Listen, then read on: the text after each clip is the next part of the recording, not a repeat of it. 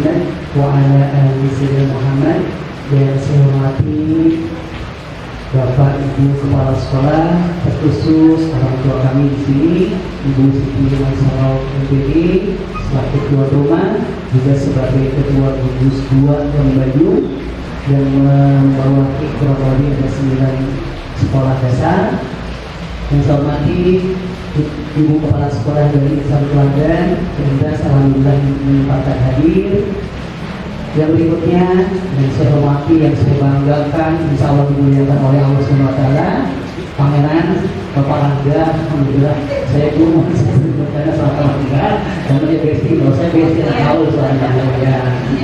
Tapi ada anak buahnya, mohon maaf ya Rangga ya, kita nggak serius sama kok. Salam beserta salam tercurah kepada baginda Rasulullah SAW. Mudah-mudahan kita berharap nanti mendapat syafaat dari beliau ini.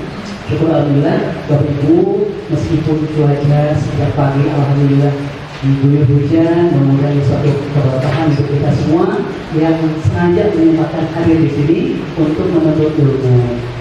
Bapak Ibu sekalian, pada kesempatan hari ini sesuai dari undangan dari Ketua Gugus Ibu Siti, bahwa ini kegiatannya yang pertama adalah pra-kegiatan dari KKG yang insya Allah nanti di tahun ini lumayan padat ya Bu ya. Insya Allah nanti hari ini juga ada memperkenalkan pengurus KKG yang baru dari Gugus Bayu, karena kepengurusan yang lama itu sudah tidak aktif lagi, yang diketuai oleh Pak Muri. Pak Muri tadi memberi kabar kepada saya bahwa beliau tidak bisa hadir, lepek katanya sudah menuju ke sini. Dan yang acara ini tentu saja ini ada destinasi dari rekan-rekan calon guru penggerak Kecamatan Tanjung Halang Angkatan 7 yang diketuai oleh Pak Oman, ya, Pak Andri, terus ada Bu Pipi, ada Pak saya ketemu salah satu teman kemarin itu, kita ketemunya lewat ini di dunia maya ya, baru ketemu ini baru ketemu ya. Baik Bapak Ibu sekalian, Assalamualaikum warahmatullahi wabarakatuh. Alhamdulillah pada kesempatan ini dengan cuaca yang sangat jadi sudah beristirahat mungkin ya ini hujan. Nah, saya juga merasa jauh sebenarnya. Kalau udah ketemu sama guru-guru SD itu saya merasa ada perasaan sangat apa ya? Karena Bapak Ibu semua adalah guru-guru yang sangat luar biasa yang nanti ke depannya sebagai penentu karakter anak-anak bangsa. Saya juga alhamdulillah pernah merasa jadi guru SD pada tahun 2008 sampai 2012, selama 4 tahun. Alhamdulillah pernah merasa jadi guru SD di pedalaman di perkebunan sawit di wilayah Sulawesi. Jadi itu sangat merasakan sekali betapa luar biasa perjuangan Bapak Ibu guru semua dalam membentuk karakter generasi bangsa. Ya mungkin tak kenal nama kata saya, perkenalkan nama saya adalah Kristian Prasetyo. Saya dari SMK Atajir dan SMK Sarada, jadi saya mengajar di 2 tempat. Dan saya merasa paling tua di sini jadinya, karena yang lain guru SMP sama guru SD. Tapi kemarin diminta bareng-bareng, Pak, yuk kita bareng-bareng kan, oke kita coba. Saya juga ingin menatap Bapak Ibu semua yang tadi saya rasa sangat hebat sekali, karena melihat siswa-siswi kami yang SMK saat ini pun saya juga akan merasa mana apakah kita bisa mengubah gitu bagaimana karakter anak-anak kita nanti kemudian hari. Karena semakin kesini karakternya semakin menurun Ibu ya sepertinya, apalagi di SMK luar biasa, sulit sekali diatur. Kalau dulu kita mengenai STM mungkin luar biasa sekali, pedulian antar tetangga teman aja agak berat, lingkungan juga sangat berat, menghormati ke yang lebih tua pun luar biasa, hampir tidak terlihat dengan jelas. Ya baik Bapak Ibu, kita langsung saja karena materi kita cukup banyak. Ya, untuk pada kesempatan kali ini yang akan disampaikan oleh rekan-rekan semua, yang pertama adalah tentang disiplin positif dan nilai-nilai kebajikan yang mungkin nanti akan saya sampaikan sendiri. Kemudian nanti lanjut oleh teori motivasi, hukuman dan penghargaan serta restitusi. Kemudian nanti ada materi keyakinan kelas. Kemudian nanti ada materi kebutuhan dasar manusia dan dunia berkualitas. Kemudian materi restitusi yaitu 5 posisi kontrol. Kemudian ada materi juga restitusi untuk segitiga restitusinya. Nah ini Bapak Ibu, mungkin bukan pertanyaan ya, pernyataan. Ini juga yang saya alami sendiri. Saya sih merasa bahwa hukuman yang saya berikan kepada siswa itu dapat membuat siswa semakin disiplin. Pernyataannya gitu. Dan yang kedua, saya merasa pemberian hukuman dengan hal yang positif, kalau kita menghukum siswa, tidak seperti membaca atau membersihkan halaman sekolah dapat meningkatkan disiplin siswa. Dan saya juga merasa bahwa memberikan penghargaan dapat meningkatkan motivasi belajar dari siswa. Itu udah saya imani lah dari dulu sampai sekarang juga sama. Saya rasa dengan memberikan hukuman, anak jadi bisa lebih disiplin. Semakin keras dalam hukumannya, anak semakin ikut sama kita. Sama juga berkembangnya ke sini, ternyata hukuman kita coba dong kasih hukuman yang lebih positif lagi, ya nyambung ya, seperti tadi disampaikan, ada membaca buku agar mereka lebih memiliki pengetahuan lebih, ataupun membersihkan halaman sekolah biar agak sedikit peduli dengan lingkungan, kebersihan dan sebagainya. Dan kemudian memberikan penghargaan ya, seperti biasanya Pak, setiap terima rapot ya, wah ada ranking 1, ranking 2, ranking 3 gitu. Kayaknya anak jadi lebih termotivasi lagi, semakin terpacu untuk bagaimana menjadi ranking 1 atau nomor 1 di kelasnya. Ini akan kita coba pelajari pada materi disiplin positif dan nilai kebajikan, yaitu tujuannya adalah Bapak Ibu guru semua dapat menjelaskan makna kontrol, yang kemudian dapat menjelaskan makna disiplin positif itu sendiri, kemudian dapat menjelaskan pentingnya memilih dan menentukan nilai kebajikan yang akan diyakini dan disepakati oleh seluruh warga sekolah. Nah, ini saya butuh sukarelawan. Mungkin ada yang merasa guru paling muda. Jangan Pak Andrian, Pak Andrian itu. Pak Erik. Mana Pak Erik?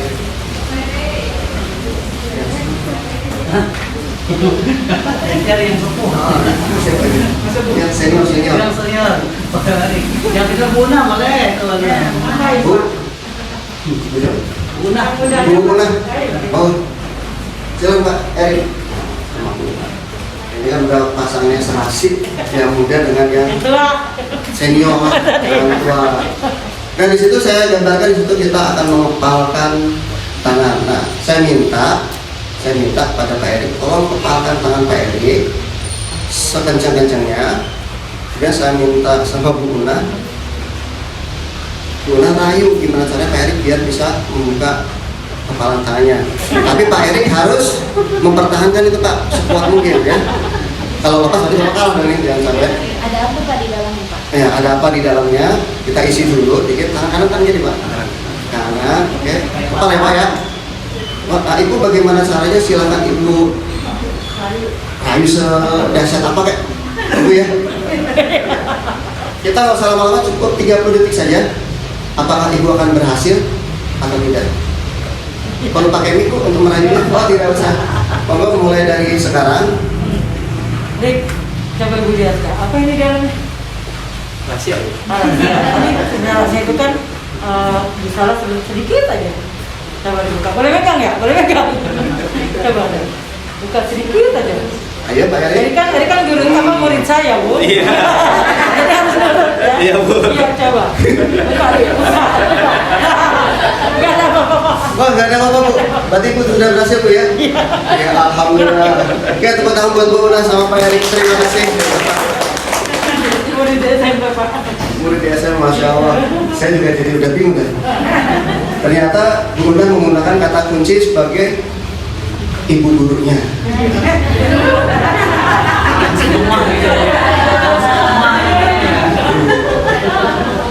Pak Erik, gimana perasaannya Pak Erik?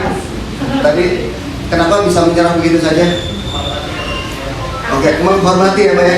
Jangan lebih tua. Bunda kok memaksa Pak Erik, kenapa Bu? Penasaran? Karena merasa seperti anak Pak, jadi dia otomatis nurut sama orang tuanya. Ya, Oke, baik, itu sebuah ibarat saja. Ini tangan yang dipegang, dan kita misalkan kita sebagai guru dan siswa sebagai murid, mereka memiliki sesuatu hal yang lebih. dalam dirinya yang belum diungkapkan pada orang lain. Dan tugas kita adalah membuat mereka membukakan tangan itu sendiri dengan keikhlasannya.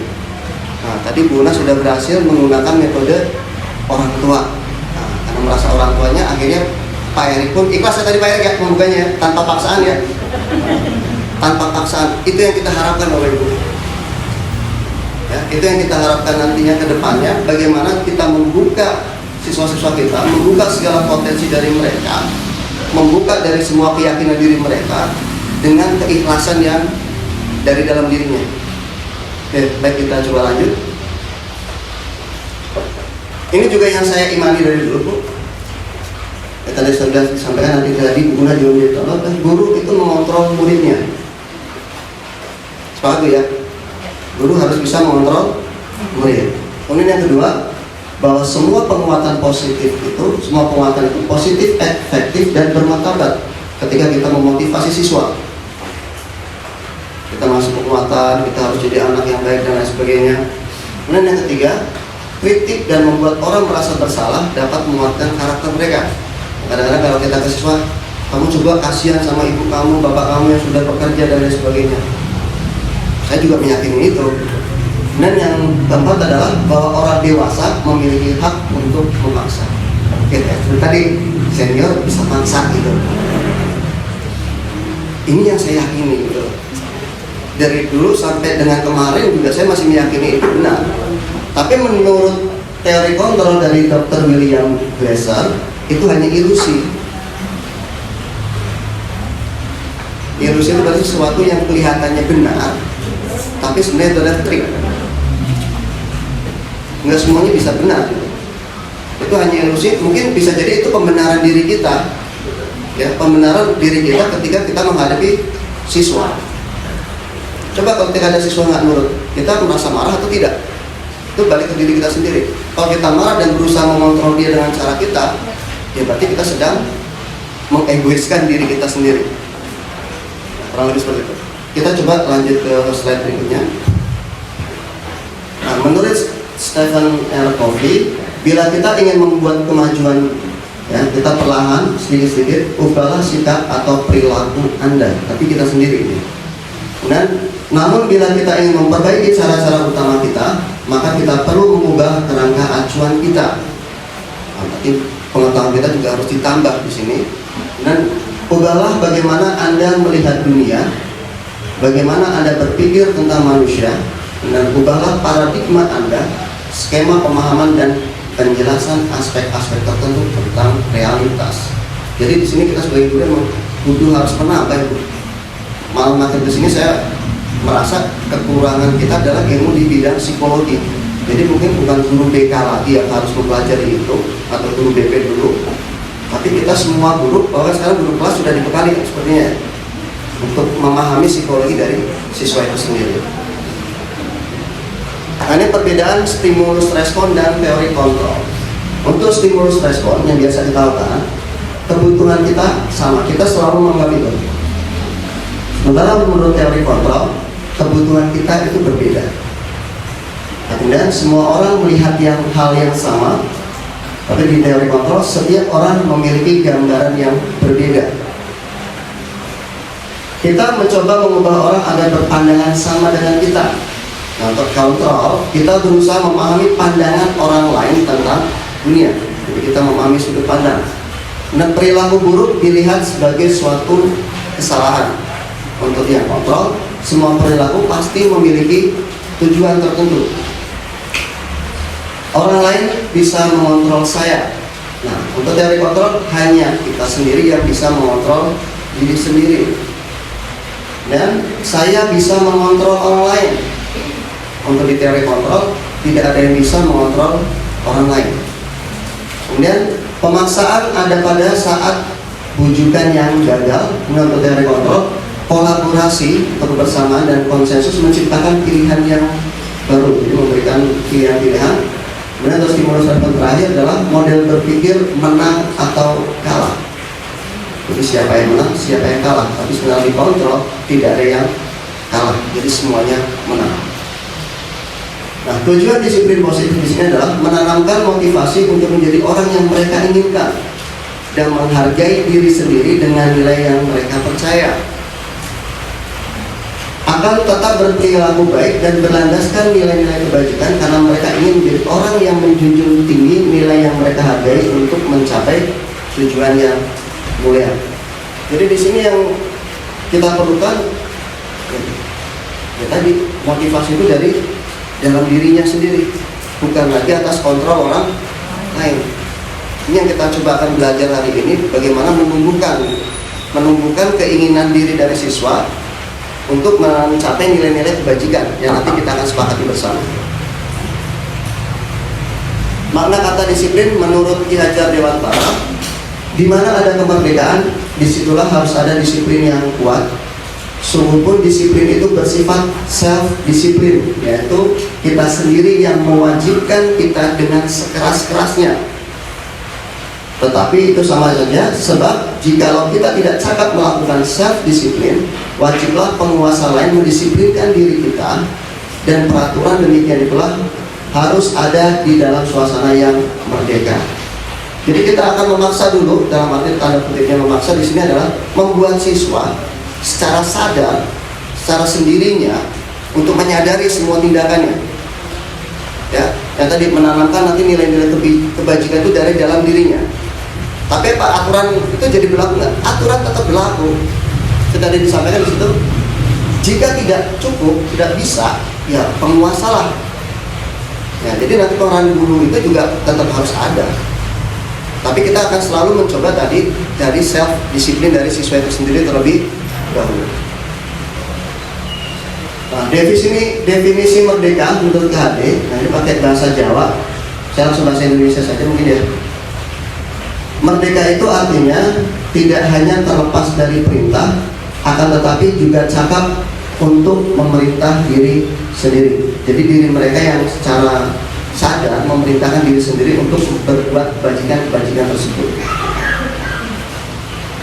Nah, menurut Dian Gosen, yaitu dia mengatakan bahwa arti dari kata disiplin berasal dari bahasa Latin. Oh, ternyata disiplina itu artinya belajar itu. Bukan tertib yang kita mungkin pahami kan itu. Ya, tertib dan lain sebagainya. Ternyata itu dari katanya adalah belajar atau berasal dari kata akar kata yang sama juga, yang artinya adalah murid atau pengikut. Jadi mungkin selama ini kita salah persepsi dengan kata disiplin itu. Ternyata disiplin itu adalah sebuah pembelajaran. Kemudian untuk menjadi seorang murid atau pengikut, seseorang harus paham betul alasan mereka mengapa harus mengikuti suatu aliran atau ajaran tertentu. Sehingga motivasi yang terbangun adalah motivasi intrinsik atau dari dalam diri, bukan ekstrisik. Nah, yang biasa saya lakukan, kita mensosialisasikan aturan. Kan kita tahu jangan A, jangan B, dan lain. Kan versi kita semua. Apakah kita pernah melakukan kesepakatan terhadap murid? Apakah kita pernah minta pandangan terhadap murid? Mereka setuju atau tidak? Kan mungkin tidak pernah ya. Kalaupun ada sesuatu hal yang kurang pas di murid, apakah kita sudah mencoba menjelaskan itu? Kan kadang-kadang enggak. Oh ya, harus aturan, ya ini harus ditaati. Itu yang sering terjadi saat ini. Dan saya pun sama melakukan itu terlebih dahulu. Karena saya tadi merasa bahwa mendisiplinkan aturan itu bisa membuat siswa kita menjadi orang yang disiplin, yang mampu taat.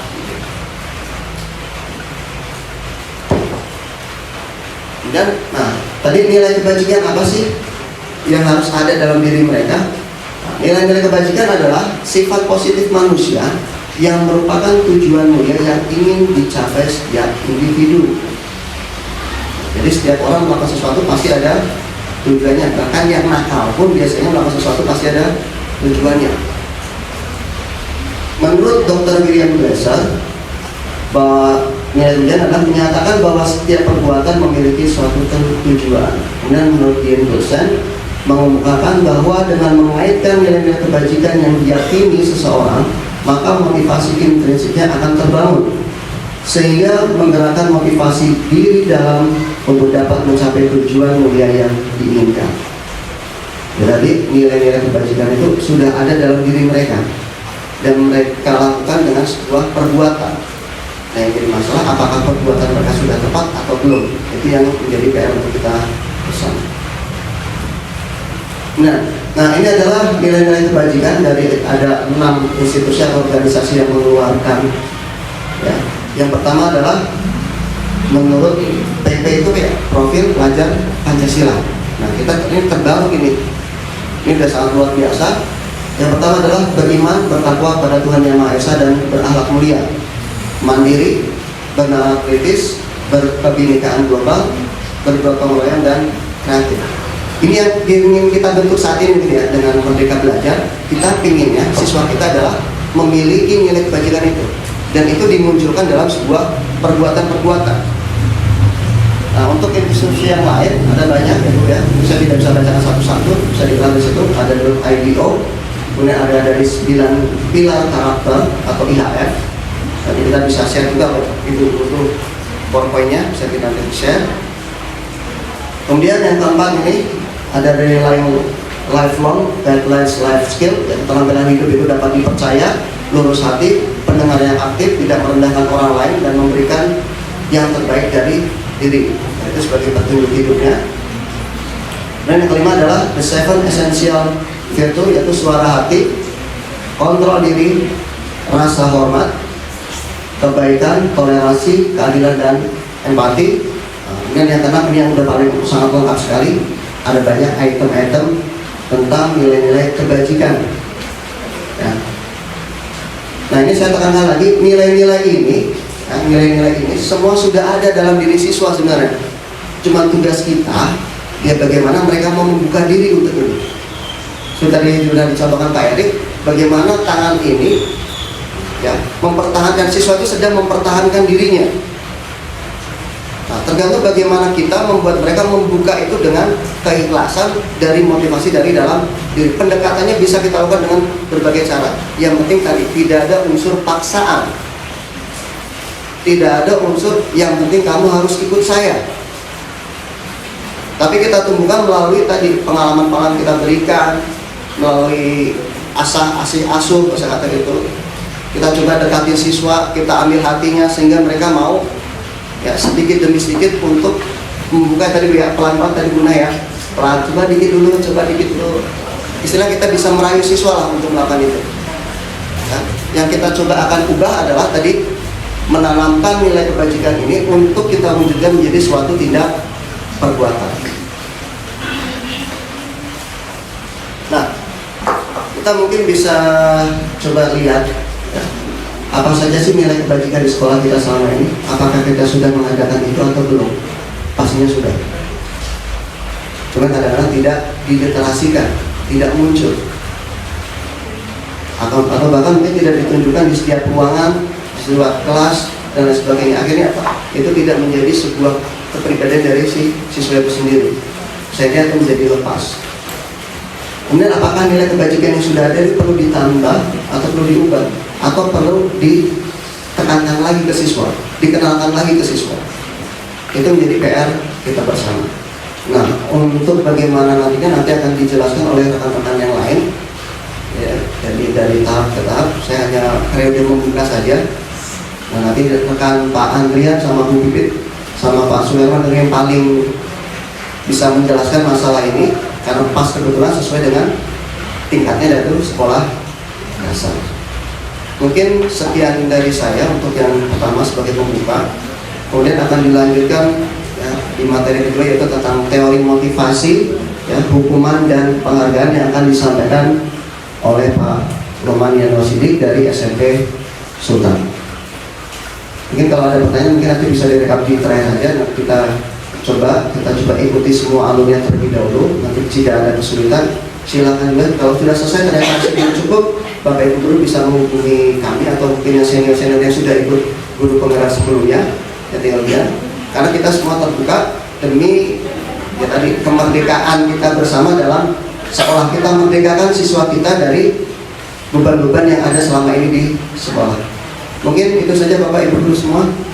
Terima kasih. Assalamualaikum warahmatullahi wabarakatuh. Waalaikumsalam warahmatullahi wabarakatuh. Kita beri tepuk hebat dulu untuk Pak Gata. Tepuk hebat. Hebat. Pak Agatha hebat. Ya, terima kasih.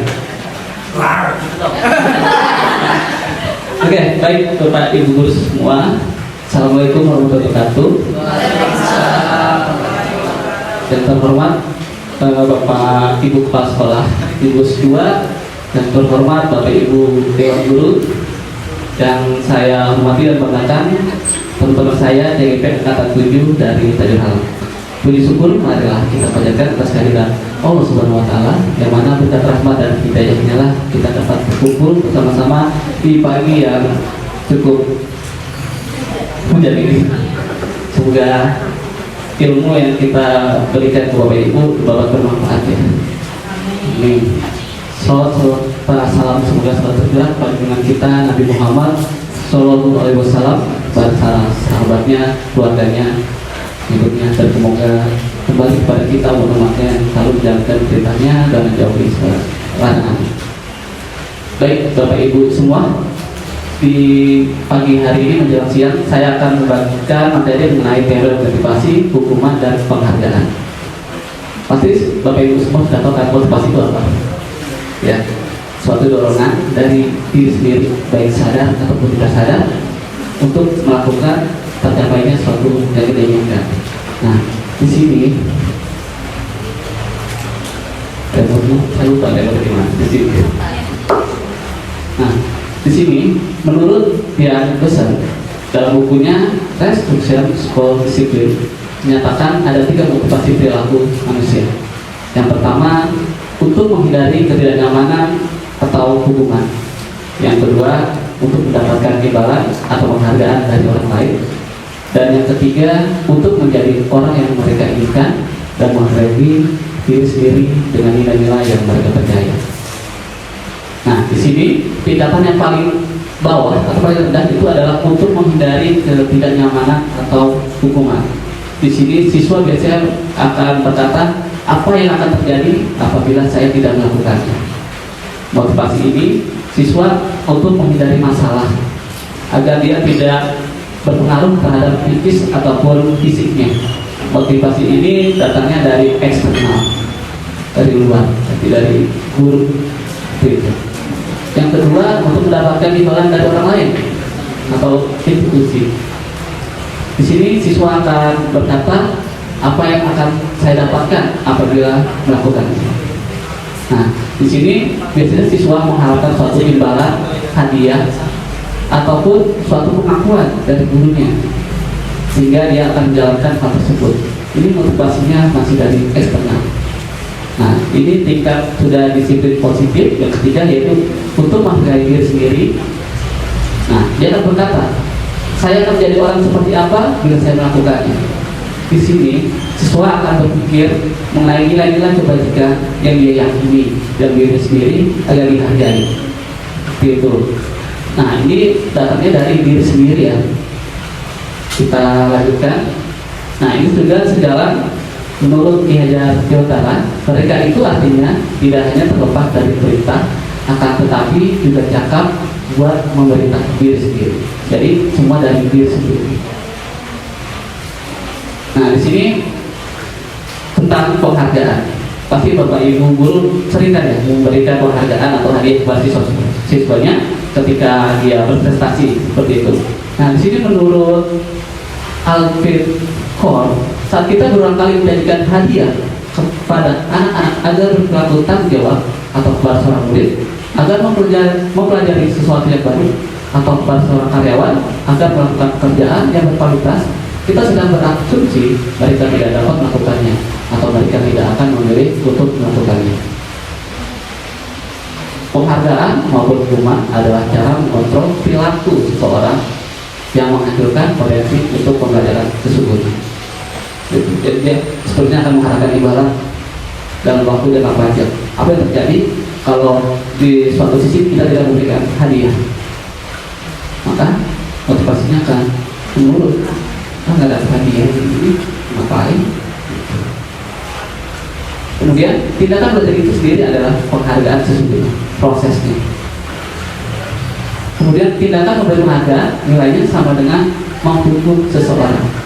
Jadi menghukum sama dengan penghargaan. Ini menurut Alkitab. Menurut Alkitab, pengaruh jangka pendek dan jangka panjang untuk memberikan penghargaan. Penghargaan tidak efektif, penghargaan merusak hubungan, penghargaan mengurangi ketepatan, penghargaan memberikan kualitas, penghargaan memberikan kreativitas, penghargaan menghukum motivasi dari dalam diri. Nah, di sini penghargaan efektif jika kita menginginkan seseorang melakukan sesuatu yang diinginkan dalam jangka pendek, bukan jangka panjang.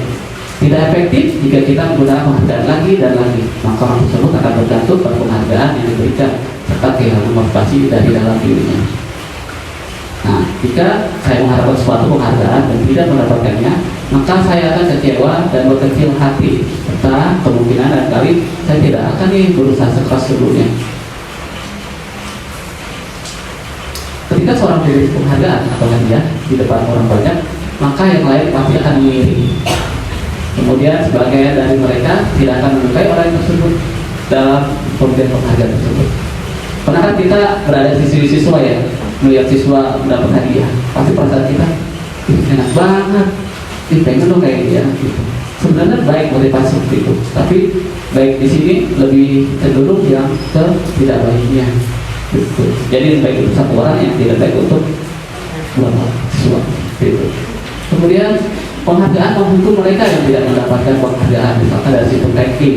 Makanya kalau di rapor terbaru, ya kan, untuk rekapitulasi itu atau rekapitulasi sudah tidak mencantumkan ranking, ya, Bapak Ibu ya.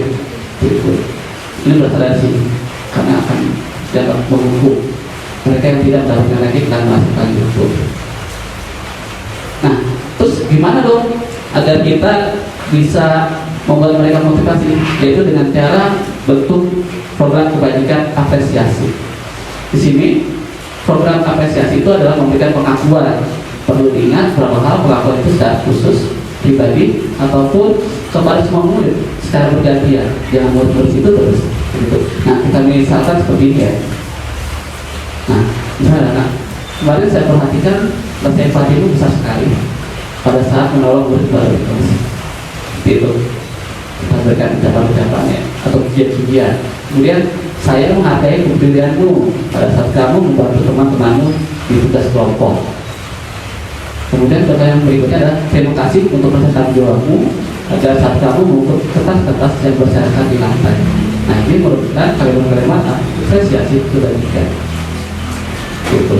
Di sini saya ada contoh kasus ya. Coba nanti kita buat sama-sama boleh. Ada seorang anak namanya Iqbal, kurang menguasai pelajaran matematika, sehingga pada saat pelajaran tersebut berlangsung dia lebih banyak berdiam diri atau menggambar di buku pelajarannya. Pada saat guru matematikanya Pak Seno menanyakan, pertanyaan IPA menjadi gugup dan tidak sengaja menjatuhkan tasnya dari kursi, serta tiba-tiba menjadi gagap pada saat berupaya menjawab. Sungguh keras pun tertawa melihat perilaku IPA yang bicara tergagap dan terkejut tersebut. Pak Seno pada saat itu membiarkan teman-teman IPA menertawakan IPA yang tergagap dan malu luar biasa, dan malahan minta IPA untuk maju ke depan dan berdiri di depan kelas sambil menunjuk hidungnya ketika tidak bisa menjawab pertanyaan Pak Seno. Wah, semakin baik dulu, dan anak-anak pun tertawa melihat IPA di kelas memegang hidungnya. Nah, menurut Bapak Ibu semua, Bapak Ibu setuju tidak tentang tindakan Pak Seno terhadap IPA? Sudah atau tidak? Tidak. Kenapa?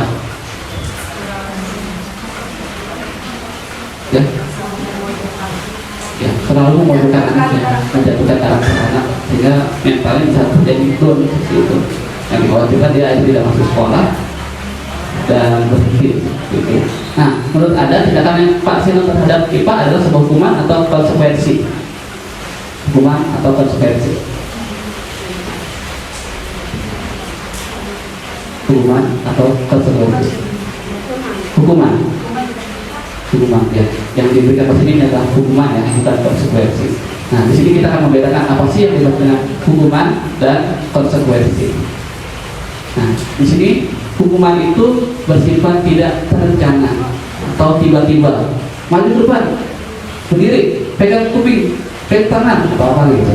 Itu hukuman secara dadakan. Kemudian bersifat satu arah dari gurunya tanpa ada persetujuan dari muridnya.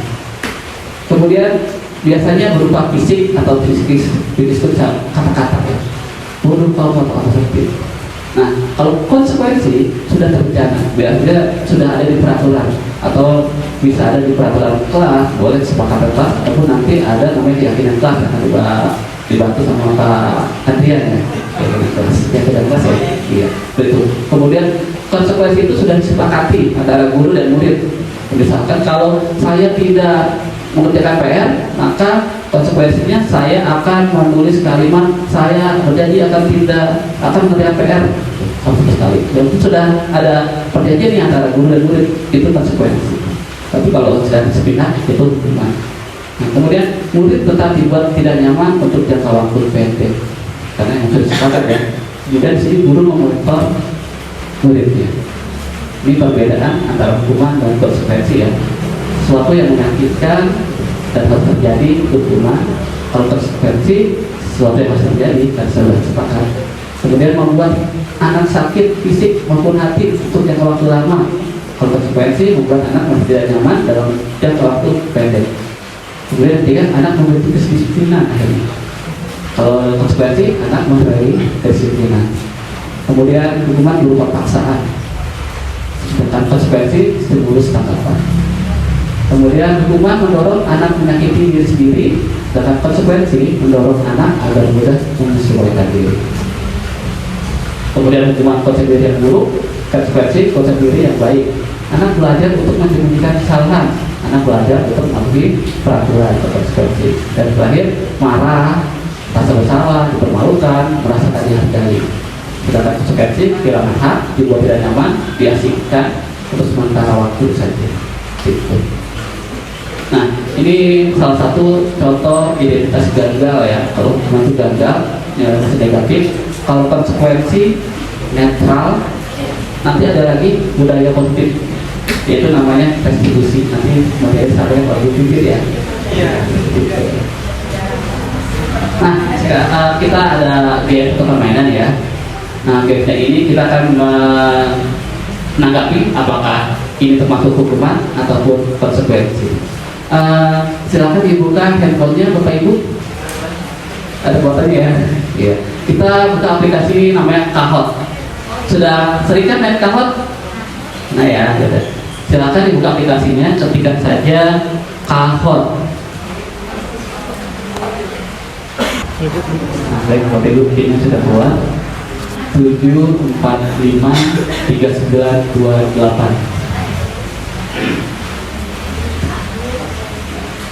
Nanti Bapak Ibu yang belum tahu cara mainnya, nanti pertanyaannya akan muncul di layar sini ya, bukan di handphonenya ya. Di handphonenya cuma menampilkan gambar segitiga atau kotak. Nah, disamakan apakah segitiga itu jawaban hukuman atau kotak itu jawabannya restitusinya atau konsekuensinya. Dan baru satu Ibu Gina yang masuk.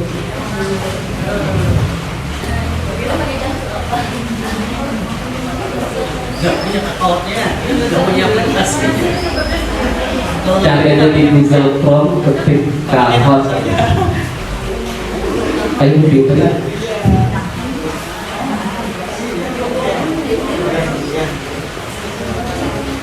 Yuk, masuk.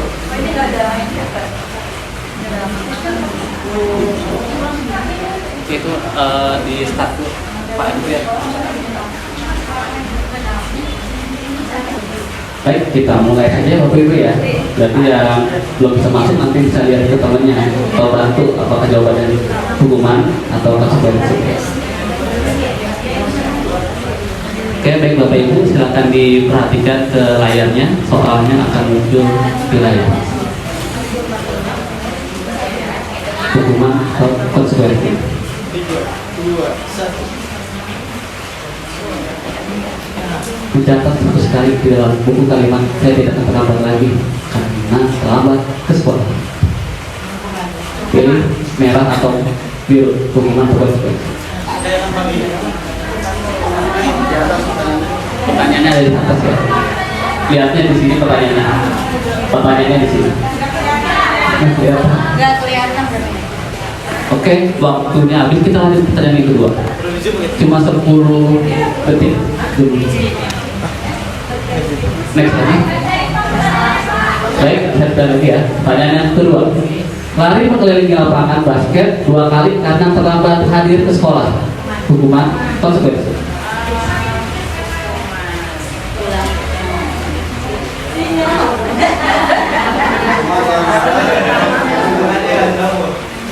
Wah, Pak Andrian benar. Membersihkan coretan yang dibuat di meja siswa. Hukuman atau konsekuensi? Membersihkan ya. Hukuman atau konsekuensi?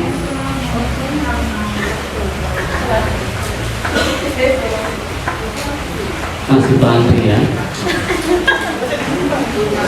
Murid diminta untuk push up 15 kali karena tidak menggunakan masker ke sekolah. Push up.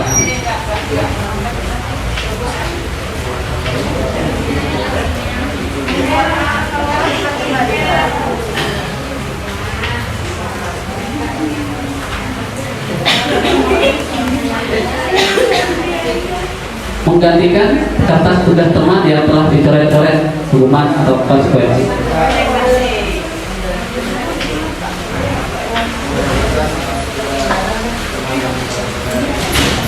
Ya, konsekuensi ya.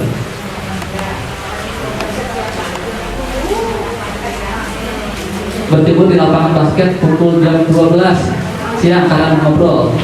Hukuman konsekuensi.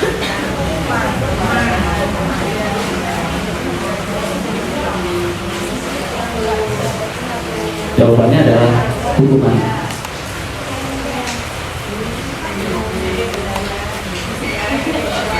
Murid diminta bertelanjang kaki sepanjang hari karena tidak menggunakan sepatu warna hitam sesuai peraturan sekolah. Hukuman konsekuensi.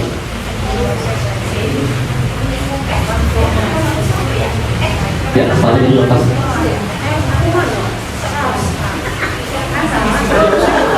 Ya, hukuman.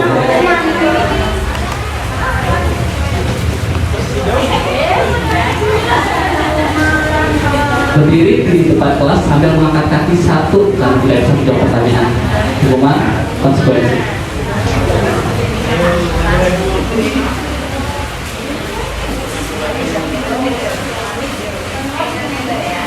Ya, hukuman.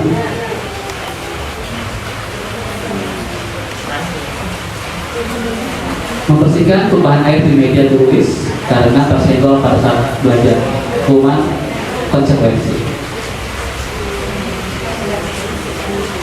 Ya, konsekuensi.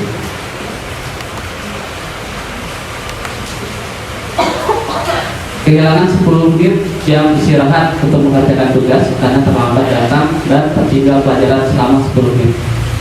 Hukuman konsekuensi. Istirahatnya diambil 10 menit. Hukuman atau konsekuensi? Konsekuensi.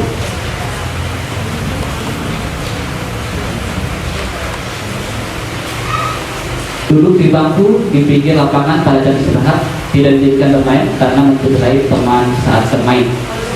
Hukuman konsekuensi. Duduk di pinggir sana. Itu. Konsekuensi.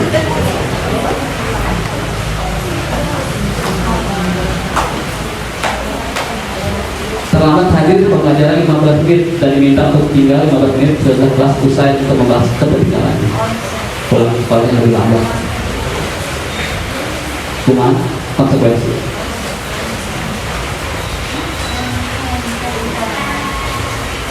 Ya, konsekuensi.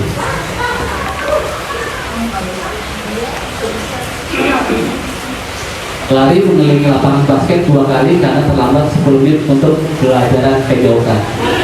Hukuman konsekuensi. Suruh lari dia. Suruh lari lapangan. Konsekuensi. Kenapa konsekuensi? Karena ini pelajarannya PJO pemanasan. Dan terakhir, membersihkan WC sekolah karena mematahkan pensil kawan.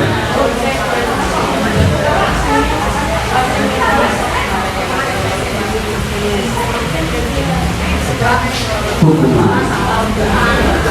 Oke, kita lihat siapa yang ada di peringkat atau podium 1, 2, dan 3.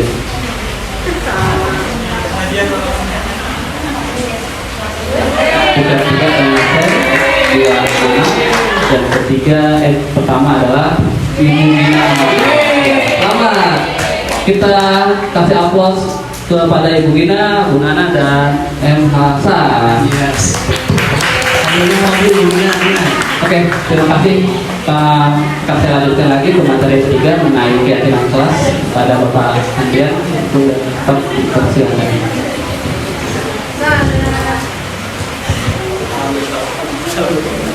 Assalamualaikum warahmatullahi wabarakatuh. Perkenalkan, nama saya Andrian Saputra, asal SD Perjuangan 3. Saya di sekolah mengajar di kelas 4. Ini saya dan teman-teman akan mendiskusikan tentang materi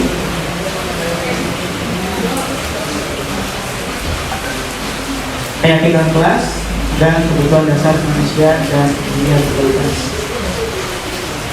Yang saya hormati Bapak Ibu tamu undangan di KTP gugus 2 ini, mohon maaf bila ada disclaimer dulu nih. Karena saya memang agak grogi juga dengan saat di depan sini, karena baru pertama kali di depan hal umum. Biasanya di depan anak-anak saya sering. Sebelum kita masuk ke teori, kita akan meritas dulu sebenarnya. Saya biasanya di kelas sama anak-anak atau peserta didik ya, saya melakukan fokus dulu agar lanjut ke materi selanjutnya. Pertama, untuk fokus dulu, perhatikan Bapak Ibu di kelas ini ya. Untuk fokus pertama ya, nanti ada intinya. Jika saya bilang berdiri tegak, berarti duduk. Jika duduk rapi, berarti berdiri. Ya, kita coba dulu ya. Ya, yang nggak fokus berarti dia pasti kelihatan. Jadi kita Sambil makan boleh? berdiri tegak. Duduk siap. Berdiri.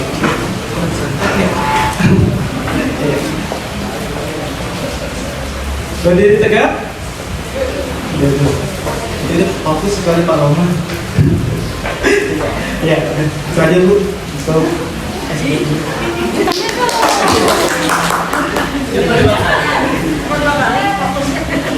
nggak usah banyak-banyak Bu, takutnya masih fokusnya baik.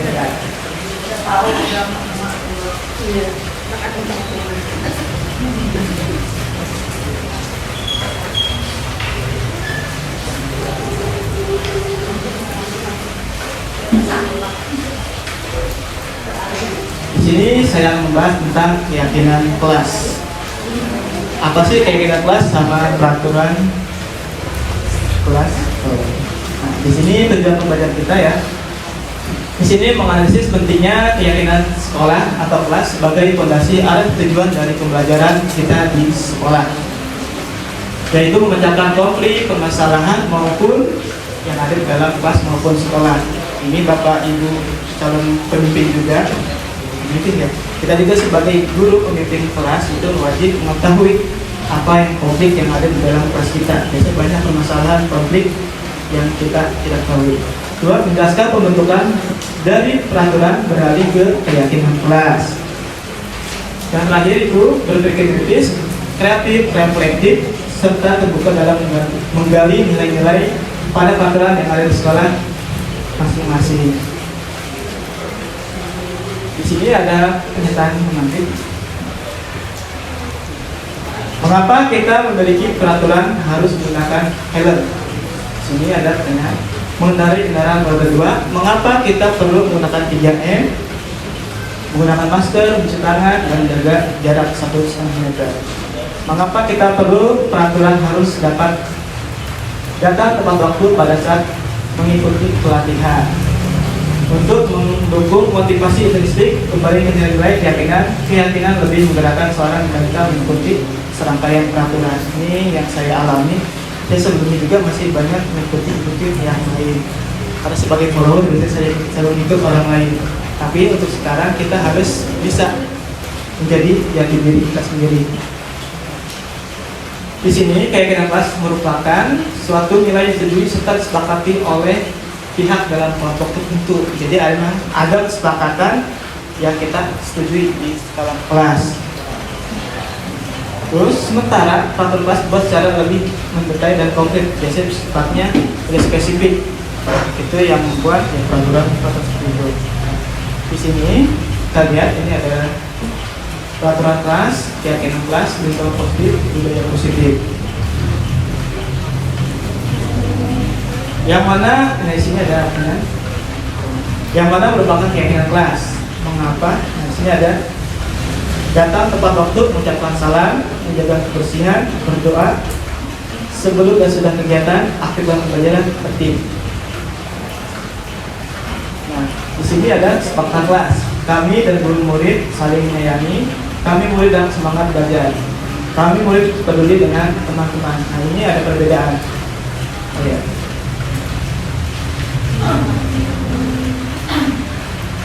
Dalam pembentukan keyakinan kelas ini, keyakinan kelas bersifat lebih abstrak, biasanya universal. Jadi memang kita harus konkret dalam membedakan permasalahan. Kedua, keyakinan kelas berupa pernyataan yang universal. Pernyataan keyakinan senantiasa dibuat dalam bentuk kata-kata positif, bukan kata-kata negatif. Keyakinan hendak kelas tidak terlalu banyak sehingga mudah diingat dan dipahami semua warga kelas. Nah, misalnya sebelumnya juga memang peraturan kelas itu banyak, kadang-kadang sampai 10 lebih, sampai kadang-kadang sampai 20 juga. Karena memang peraturan itu banyak juga. Terus semua warga kelas hendaknya ikut berkontribusi dalam pembuatan keyakinan kelas, kegiatan curah pendapat, bersedia meninjau kembali keyakinan kelas dari waktu ke waktu dalam tugas minggu.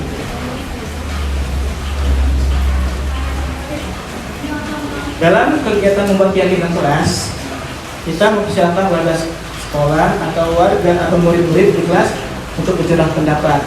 Nah, saya sudah melakukan namanya keyakinan kelas. Nah, siswa itu diajak untuk membuat kesepakatan kelas. Apa sih dia inginkan dalam kelas? Apa belajar sambil berjalan-jalan? Terus juga tentang minum sambil berdiri. Kalau memang ada kesepakatan ya kita sepakati. Jika tidak, tidak boleh. Terus mencatat semua masukan para murid. Jadi kita open. Jadi semua harus mengutarakan pendapatnya, jangan sampai kita yang mendikte anak-anak yang begini berbeda. Terus keyakinan kelas, saya prosedur pembentukan keyakinan kelas. Ganti kalimat dalam bentuk menjadi positif seperti ini. Contoh, jangan berlari dalam kelas atau koridor. Kalimat positif ya, berjalanlah dalam koridor. Nah, sering kita dengar Bapak Ibu guru kadang-kadang anak ujian jangan lari sambil teriak. Padahal itu menggunakan kata negatif. Yang sebelum Pak Sulaiman sampaikan, apabila kita menggunakan kata negatif itu akan mempengaruhi namanya mental anak. Terus tinjauan kembali daftar curah pendapat yang sudah dicatat. Contohnya berjalan di kelas, dengarkan guru, datanglah tepat waktu, berada di bawah satu payung. Keyakinan itu saling menghormati atau nilai kebajikan hormat. Tinjau ulang keyakinan kelas sekolah secara bersama-sama. Jadi memang kita harus ditinjau ulang atau revisi lagi jika memang ada sesuatu yang bermasalah. Ini contoh keyakinan kelas 1. Setiap anggota kelas berusaha. Kelas perlu belajar, setiap anggota kelas perlu senang. Kelas tinggi dan kelas rendah pasti berbeda keyakinan kelasnya, karena memang usia anak itu mempengaruhi dalam keyakinan kelas. Jadi tidak semua rata dalam membuat keyakinan kelas. Dan juga ada kegiatan pendalaman keyakinan kelas dalam satu T. Hormat itu meyakini bahwa yang sangat penting menghormati semua orang, barang milik orang lain.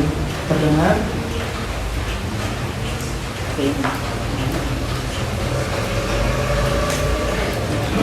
Jadi terdengar dalam bentuk perilakunya. Terdengar berarti satu orang berbicara, yuk saya bantu. Jadi kita harus melihat norma juga. Terus terlihat berempati dalam perasaan orang lain. Terus berperilaku tersenyum ramah. Jika ini tidak terlihat berarti memang keyakinan kelas itu belum tercapai.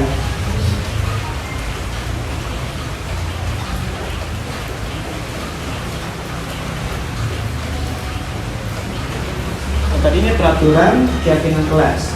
Lihat, selalu kembalikan buku ke tempatnya. Nah, sebuah keyakinan. Nah, ini keyakinan yang membentuk. Dilarang mengganggu orang lain. Keyakinan kelasnya itu menghormati orang lain. Hadir 15 menit sebelum pembelajaran dimulai. Menghormati orang lain, berkomitmen, itu keyakinan kelas yang kita akan capai. Jarang menggunakan narkoba. Berarti keyakinannya atau itu yang dicapai adalah kesehatan. Karena bentuknya tadi universal. Jadi cukup ini. Jadi kesehatan berarti jika menggunakan obat-obatan berarti yang akan berdampak berarti impactnya ke kesehatan. Itu yang untuk keyakinan kelas. Selanjutnya, kebutuhan dasar manusia dan dunia berkualitas. Tujuannya dapat menjelaskan kebutuhan dasar menjadi motif dari tindakan manusia, baik murid maupun guru. Terus yang keduanya, menganalisis dampak tidak terpenuhi kebutuhan dasar terhadap pelanggaran dan tindakan tidak sesuai dengan nilai kebajikan. Dapat mengidentifikasi peran dan selaku dalam upaya menciptakan lingkungan belajar pemenuhan kebutuhan dengan beragam. Ini untuk kebutuhan dasar manusia dan dunia berkualitas, tujuan pembelajaran khusus. Ini pertanyaan pemantik. Nah, ini ada sebuah kisah. Ibu Ambar, guru wali kelas 2A di SD Pelita, sedang bingung menghadapi ulah satu murid di kelasnya. Doni, beberapa anak di kelas 2A telah datang pada dan mengeluhkan Doni seringkali minta bekal teman yang mereka dengan paksa. Jadi dia memaksa Doni meminta bekal temannya. Jika Anda menghadapi situasi seperti itu, Ibu Ambar, apa yang dilakukan? Kira-kira apa nih yang dilakukan dulu? Iya, betul. Ya. Kebutuhan dasar manusianya ada 5. Pertama itu bertahan hidup atau survival. 2, kasih sayang dan rasa diterima. Penguasaan, kesenangan, dan kebebasan. Ini kebutuhan 5 dasar manusia. Jika ini salah satu tidak dipenuhi, maka ada terganggu dalam emosinya. Contohnya ini kebutuhan survival. Apa kebutuhan dasar manusia? Ketika mendapatkan apa yang kita inginkan, sebetulnya saat itu sedang memenuhi satu atau lebih dari satu kebutuhan dasar kita, yaitu bertahan hidup, kasih sayang dan rasa diterima, love and belonging, kebebasan, freedom, kesenangan, fun, dan kekuasaan, power. Ketika seorang murid melakukan perbuatan bertentangan dengan nilai-nilai kebajikan dan melanggar peraturan, hal sebenarnya dikarenakan mereka gagal memenuhi kebutuhan dasar mereka. Untuk lebih jelas, ini ada 5 nih. Pertama tadi saya sebutkan tadi kebutuhan bertahan hidup. Kebutuhan bersifat fisiologis bertahan hidup, misalnya kesehatan, rumah tangga, makanan, kebutuhan biologis, serta dari proses reproduksi termasuk kebutuhan tetap dalam bertahan hidup manusia. Ini kebutuhan pertama harus dipenuhi sebagai dasar manusia. Nah, apa yang dilakukan Doni ketika ditanya oleh Ibu Ambar adalah karena dia apa ingin dan orang tuanya tidak membawakan bekal, sehingga dia memaksa bekal terhadap temannya. Nah, kebutuhan bertahan hidup atau survival. Selanjutnya kasih sayang dan rasa diterima, kebutuhan untuk diterima. Biasanya ini 3 kebutuhan berikut adalah kebutuhan psikologis, kebutuhan untuk disayangi, dan terima meliputi kebutuhan akan hubungan koneksi sosial, kebutuhan memberi dan menerima kasih sayang, kebutuhan para merasa dari kelompok. Kebutuhan ini meliputi keinginan tetap terhadap orang lain seperti teman, keluarga, pasangan, teman kerja, dan binatang. Ini sering terjadi di lingkungan kerja. Jika memang kita tidak rasa diterima atau dibutuhkan, pasti ada gesekan terhadap hukum kerja, sehingga menimbulkan apa? Rasa tidak nyaman dalam bekerja maupun dalam belajar itu sama, sehingga itu dibutuhkan namanya kasih sayang. Contohnya di kelas saya pernah ada rasa tidak diterima atau kebutuhan untuk diterimanya kurang, sehingga itu anak suka jalan-jalan, suka ngajak temennya, itu rasa ini diterima atau ini diperhatikan, karena memang latar belakang orang tuanya tidak butuh apa tidak menerimanya. Biasanya itu terjadi pada anak yang broken home, gitu. Orang tuanya pisah. Dalam kasus Doni ini bahwa alasannya mengambil bekal temannya karena dia merasa senang temannya jadi memperhatikan dia. Nah ini tadi yang menjadi perhatiannya, yang mengambil bekal terhadap temannya. Dan gurunya memberitahu pada orang tuanya, sehingga orang tuanya menjadi perhatian. Maka kebutuhan dasar yang sedang dipenuhi Doni adalah kebutuhan akan kasih sayang. Penguasaan di sini dengan kebutuhan mencapai sesuatu menjadi kompeten, menjadi terampil, diakui atas prestasinya karena mengambil bekal terhadap temannya. Ya, kebebasan. Nah ini kebutuhan akan menjadi otonomi, memiliki pilihan, mampu memandirikan arah hidup seorang. Dengan kebebasan tinggi menginginkan pilihan mereka perlu bergerak, suka mencoba-coba, tidak terlalu terpengaruh kata orang lain, mencoba hal-hal yang baru.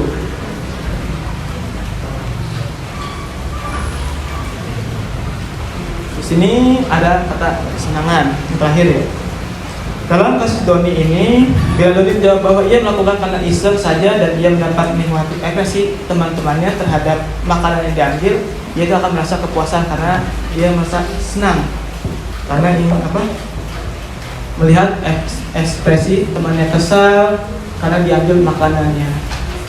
Menurut dia ekspresi teman-teman itu lucu, maka berarti Doni sedang berusaha memenuhi kebutuhan akan kesenangannya. Ini memang sering terjadi di dalam kelas. Ada anak yang perhatiin, terus juga bikin gaduh di kelas. Yaitu contohnya memang 5 kebutuhan dasar yang ingin dicapai dalam suatu kelasnya.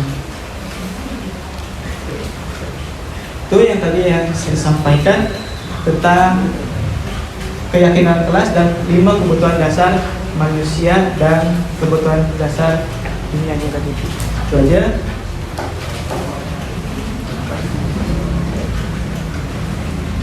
Selamat ya. Mohon maaf apabila penyampaian saya kurang meyakinkan gitu ya. Karena saya cuma gini. Karena udah kan ibu-ibu saya. Biasanya kan. Ya. Ya, untuk materi selanjutnya akan disampaikan oleh Pak Sulaiman. Sebelumnya, ucapkan Waalaikumsalam warahmatullahi wabarakatuh.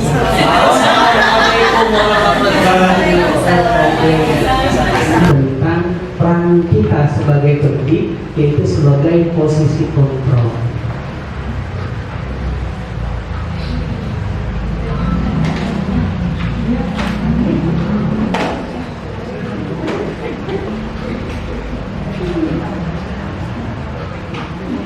Tadi sudah banyak ternyata ya Bu yang disampaikan oleh teman-teman, di antaranya ada disiplin positif, kemudian ada teori kasih, apakah itu termasuk nanti hukuman atau konsekuensi, kemudian kebutuhan dasar manusia, ya kan disampaikan oleh Pak Adrian, ya, apakah terus materi selanjutnya, apakah itu pembuat rasa bersalah. Yang ketiga itu kita memposisikan diri kita kepada anak-anak itu sebagai teman. Yang keempat itu sebagai pemantau. Dan yang terakhir itu guru pendidik memposisikan diri sebagai manajer. Ya, nanti saya akan jelaskan satu-satu. Tapi kita bisa lihat videonya. Sudah siap Bu? Oke. Ini kalau bisa.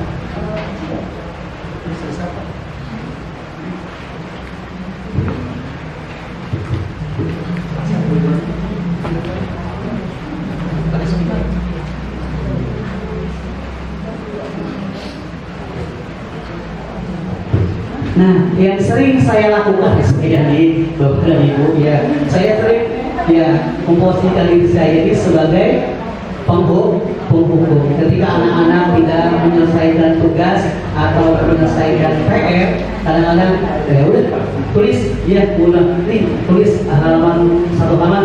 Tujuannya sih sebetulnya baik itu sebagai penghukum, pembuat rasa bersalah, sebagai teman, pemantau, sampai manajer. Tujuannya tidak lain tidak bukan yaitu untuk mendisiplinkan anak. Tapi ternyata menurut para ahli, dari kelima posisi tersebut itu ada dampak baik dan tidak baik atau kurang baik, gitu ya. Malas sekali ya kamu jadi anak. Saya Dasar pemalas. Gak kapok-kapok sih kamu. Sudah berapa kali terlambat? Sana, kamu keliling lapangan basket 2 kali. kenapa saya harus ke lapangan basket, Bu? Kenapa? Kamu lawan ibu. Berani-beraninya jawab. Sudah terlambat, masih berani jawab pula. Sekarang, keliling lapangan basket 5 kali sekalian. Biar kapok. Cepat. Pergi sana ke lapangan basket.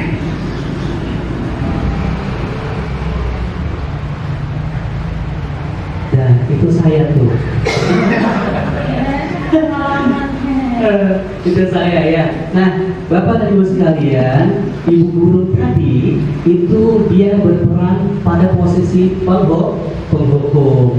Nah, seorang penghukum bisa menggunakan hukuman fisik maupun verbal. Kita kadang-kadang ngomong sebelum emang deg-degan, pengennya mah anak apa sih disiplin, pengen nurut gitu ya, beda ya. Tapi kadang-kadang ya, ibu cara gitu. Akhirnya kita jadi ke bawah. Sering banget saya nih, Pak Rangga. Saya sering ya. Nah, biasanya seorang penghukum itu tadi nada suaranya tinggi, bahasa tubuhnya, matanya pelatak-plotot gitu kan. Dia rambut sekarang tanya tunjuk ya. Nah, dampaknya apa sih? Kemungkinan murid marah dan dendam. Tujuan kita tuh enggak ya biar anak tuh besok dia nggak gitu lagi gitu.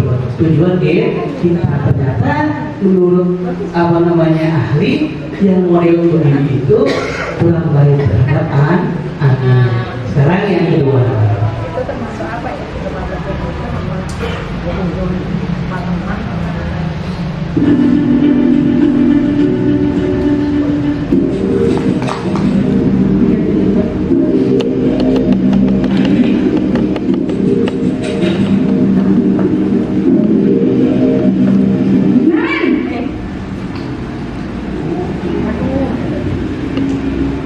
Selamat pagi, Bu. Naren, kamu kenapa terlambat lagi, nak? Ya Tuhan, Naren, kamu senang ya bikin ibu susah ya? Kalau kamu terlambat lagi, nanti itu yang ditegur bapak kepala sekolah, nak. Disangka ibu tidak bisa membina kamu. Duh, gimana ini? Maaf, Bu. Gusti Naren, kamu suka ya kalau ibu ditegur bapak kepala sekolah? Terus, sekarang ibu harus tulis apa ya di buku absen? Ini kamu sudah sering terlambat loh. Ibu harus apa coba? Maaf, Bu. Maaf sekali. Ya sudah, lain kali jangan bikin ibu susah lagi ya nak ya. Ibu tidak akan kuat lagi kalau kamu begini terus. Bisa jantungan kamu ibu tegur bapak kepala sekolah. Sana cepat ke kelas. Maaf ya, Bu. Maaf sekali. Ya, video tadi si ibu itu memposisikan dirinya, ya, dia membuat merasa bersalah si anak. Harapannya dengan mungkin ya, harapannya mungkin ketika anak merasa bersalah, dia bisa mengintrospeksi diri gitu kali ya. Begitu kali, oh mudah-mudahan besok tuh anak nggak berbuat seperti itu lagi gitu. Nah, biasanya pada posisi kontrol ini ya, guru akan bersuara lebih lembut, ya, membuat rasa bersalah anak menggunakan ya tadi bahasanya ya gimana nanti bapak yang domelin loh kalau kamu begitu ya, nanti ibu kamu marahnya ke bapak loh, bapak nggak dikasih kado loh, gimana gitu. Ya, nah dampaknya apa sih Pak? Itu murid akan merasa bersalah, murid akan merasa menjadi orang yang gagal. Dia mungkin gitu ya, salah lagi, salah lagi. Nggak ada penyelesaian dosa itu. Dia hanya cuma gurunya cuma bilang sampai situ aja, membuat anak rasa bersalah. Untuk selanjutnya Tidak ada. Tuh. Selanjutnya bukit.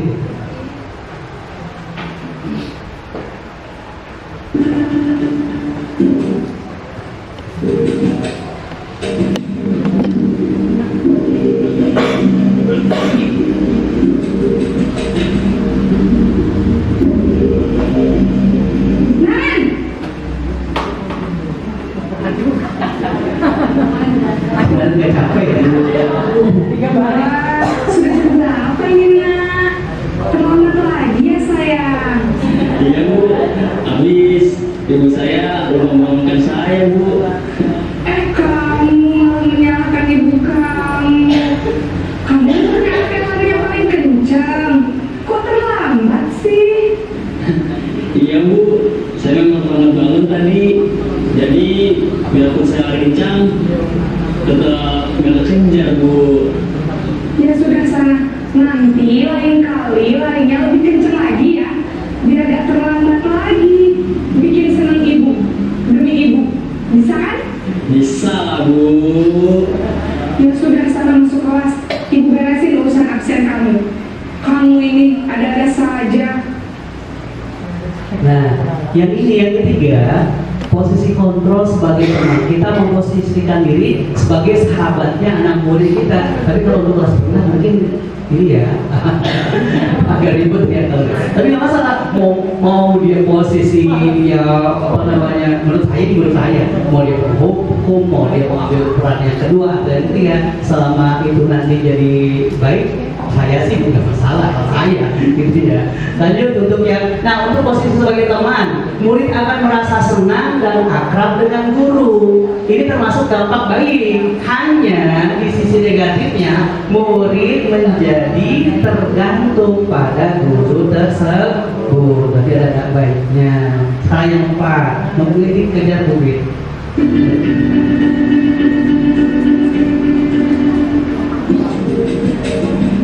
Sinaren lagi nih.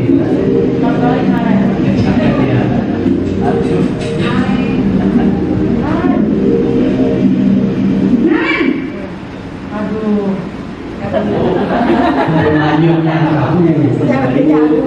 Naren, apa peraturan sekolah kita tentang jam berapa kita harus masuk sekolah nak? Kita harus di sekolah jam 7 Bu.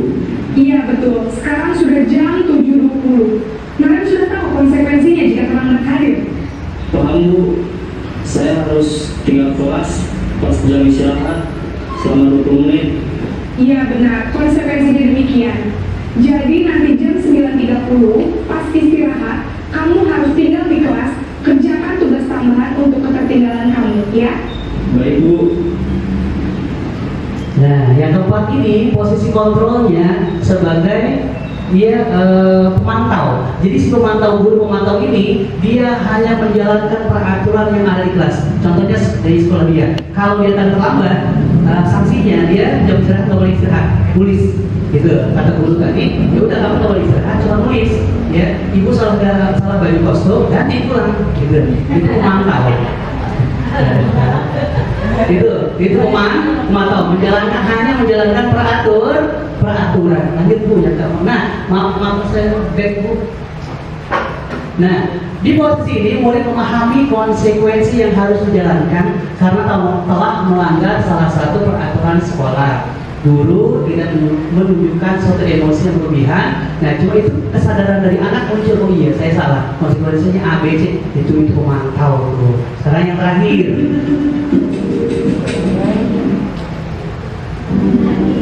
Lain lagi.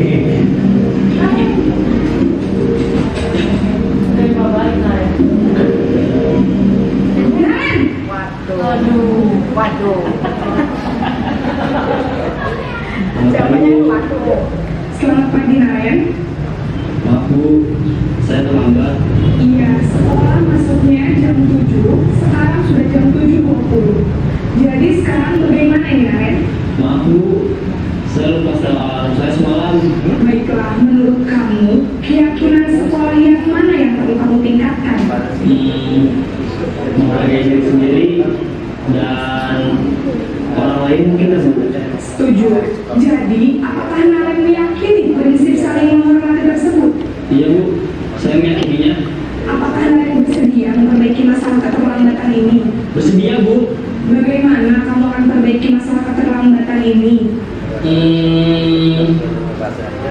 akan coba untuk tidak lupa menyetel alarm saya, Bu. Baik, kalau kalian mau menyetel alarm di rumah, ada orang yang kira-kira bisa bantu mengingatkan tidak? Ada, Bu. Kata saya, Kak Emma. Ada lagi selain Kak Emma? Selain Kak Emma, ada ibu saya. Baik, jadi yang mengingatkan Aren adalah Kak Emma dan ibu kamu ya? Kira-kira akan mulai setel alarm kapan ya Aren? Setelah pulang sekolah, akan segera saya lakukan. Baik, jadi Naren akan setel alarm untuk bangun besok pagi dan akan diingatkan oleh kakak dan ibunda Naren ya. Ada lagi yang mungkin perlu dilakukan Naren agar tidak terlambat dulu lagi. Tidak ada, Bu. Baik Naren, terima kasih untuk kerjasama kamu. Sekarang kamu perlu kembali ke kelas untuk belajar. Baik, Bu. Terima kasih. Baik Bapak dan Ibu, nah yang kelima ini adalah posisi kontrol sebagai seorang manajer. Perbedaannya apa pada posisi yang terakhir ini? Ya, pada posisi ini guru tidak hanya meyakinkan anak dia telah melakukan kesalahan melanggar keyakinan kelas. Tadi ada kalau bahasa kita dulu peraturan kelas gitu ya kali ya, kalau sekarang bahasanya karena bahasa ada kebaikan universal ya, jadi sekarang namanya keyakinan kelas.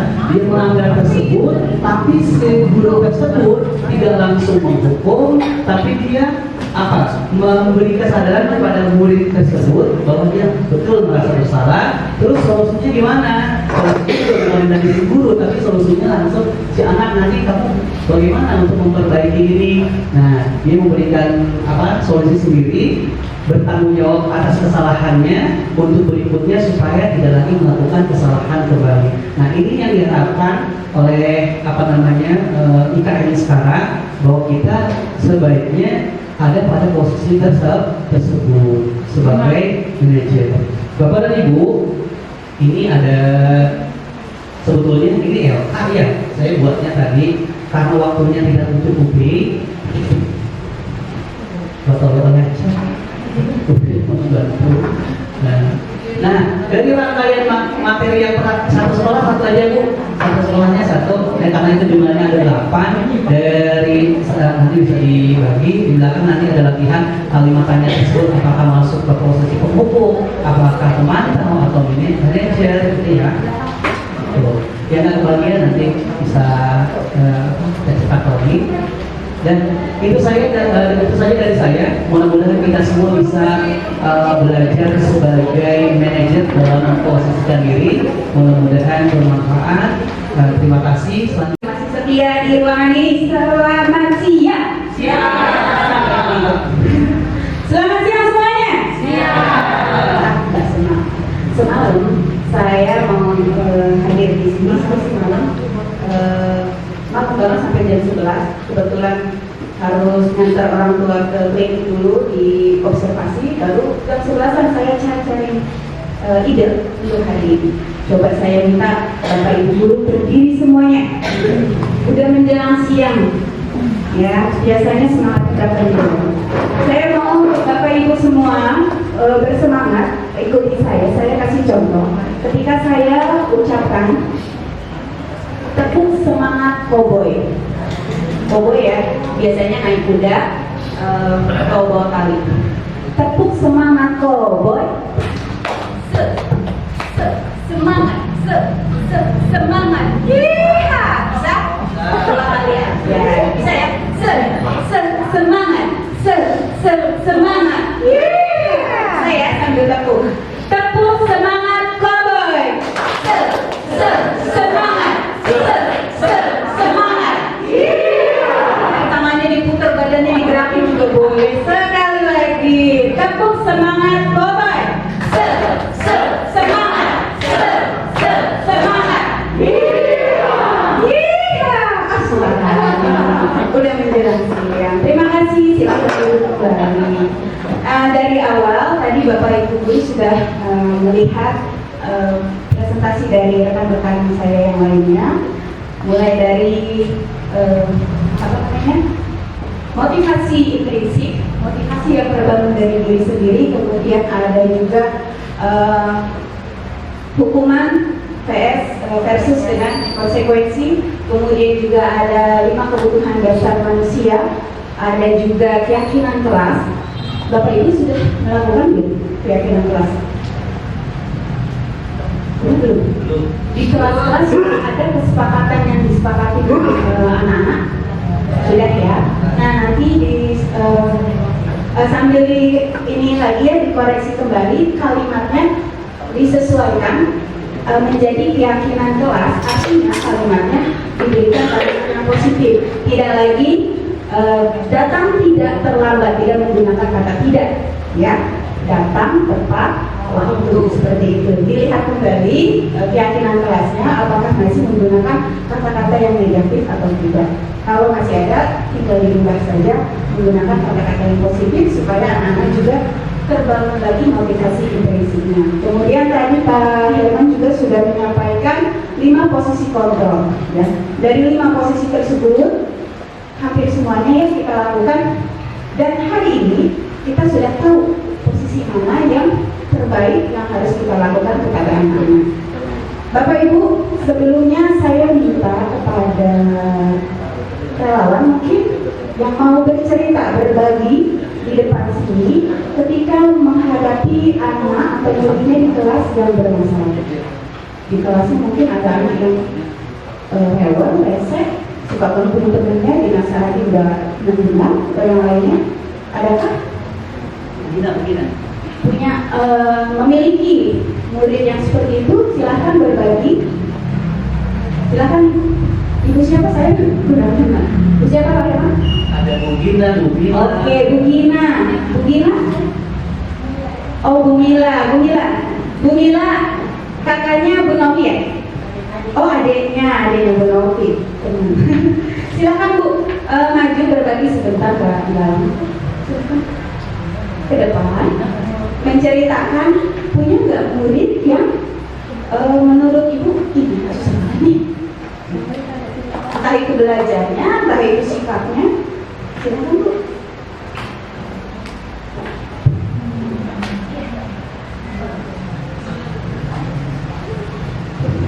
Assalamualaikum warahmatullahi wabarakatuh.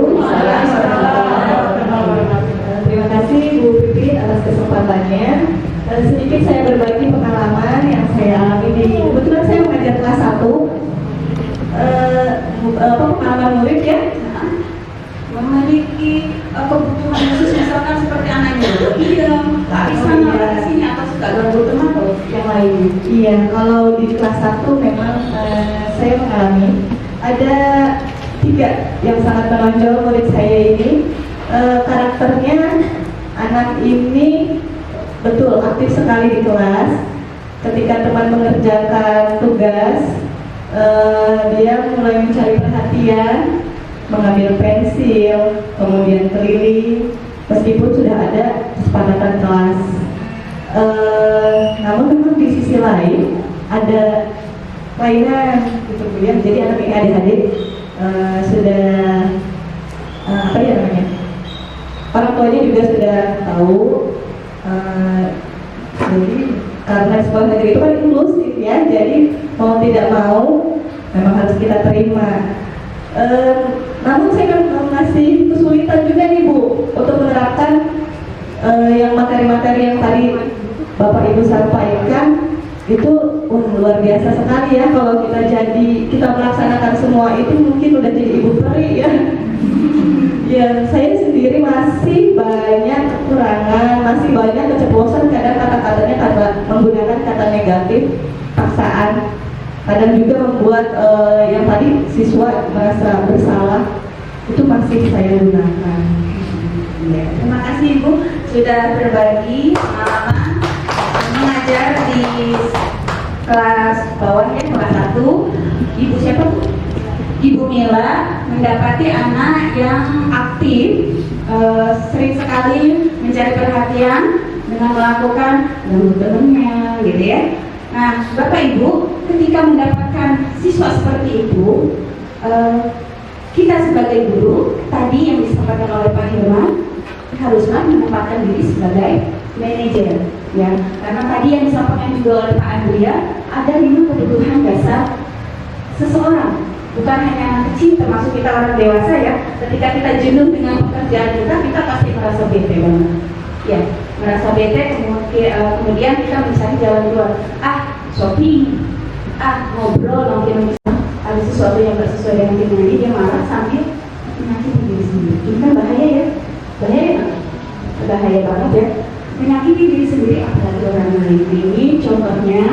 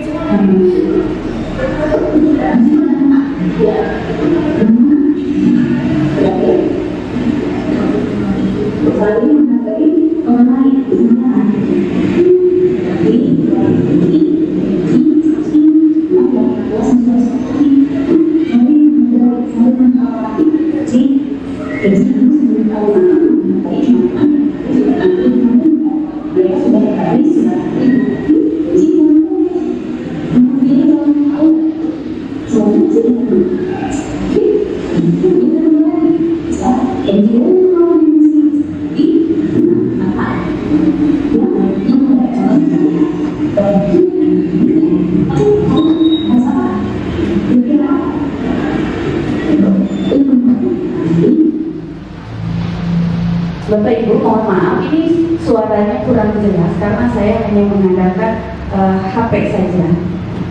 Pembelajaran untuk selanjutnya ya Pak Herman ya, jika membuat video harus ada perbaikan lagi. Ini saya lakukan pada siswa yang tantrum di kelas 3 ketika dia merasa kurang, dia akan menyakiti diri sendiri. Kejadiannya adalah di sekolah kami itu kan ada kantin ya. Jadi anak-anak itu mendapatkan makan siang. Untuk makan siang itu harus antri. Kebetulan guru makro waktu itu mengeluarkan siswanya satu persatu dipilih. Yuk, yang rapi boleh duluan. Misalnya, Nina, yuk, ini pilih siapa? Kita pilih Agus Bu. Gitu. Agus, ayo maju. Agus pilih siapa? Seperti itu. Hingga akhirnya si anak ini keluar terakhir. Ketika sampai di kantin, melihat teman-temannya udah masuk ke kantin semua, merasa itu teman saya dong, saya masuk. Di sana ada guru piket,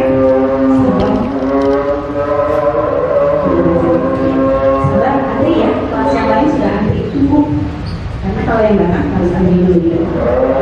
Teman saya udah masuk Pak, saya mau masuk, iya tapi antri tunggu ya.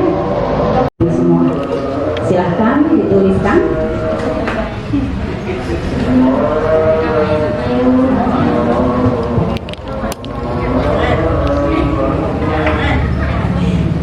Sambil dituliskan, mungkin saya sedikit mengajak Bapak Ibu. Yuk Bapak Ibu, kita belajar sama-sama di program CGP ya.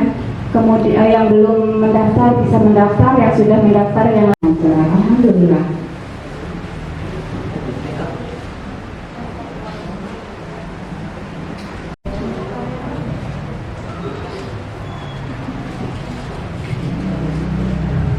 Nah, kita lebih nyaman belajar di sekolah kita masing-masing. Amin ya robbal alamin. Dari saya mewakili teman-teman semua mengucapkan terima kasih. Kurang lebihnya mohon maaf. Billahi taufiq wal hidayah. Wassalamualaikum warahmatullahi wabarakatuh. Sedikit mengajak Bapak Ibu. Yuk Bapak Ibu, kita belajar sama-sama di program CGP. Ya. Kemudian yang belum mendaftar bisa mendaftar, yang sudah mendaftar yang lagi menunggu pengumuman. Inilah gambaran dari program CGP yang kami ikuti. Kami diwajibkan untuk berbagi aksi nyata kami tentang materi-materi yang sudah kami pelajari. Diharapkan tidak hanya CGP, tapi juga materi ini sudah dipahami oleh Bapak Ibu guru di sekolah-sekolah lain seperti itu. Kemudian juga untuk platform Merdeka Mengajarnya, Bapak Ibu yang sudah buka materinya sama, Bapak Ibu. Materinya seperti ini. Bapak Ibu tinggal buka-buka lagi platformnya. Kemudian juga nanti ada aksi nyatanya loh. Ada aksi nyatanya di setiap materi, di setiap topik itu. Kemudian ada modulnya, ada aksi nyatanya. Alhamdulillah hari ini kami melakukan aksi nyata ya. Iya, aksi nyata di CGP, aksi nyata juga di platform Merdeka Mengajar. Alhamdulillah.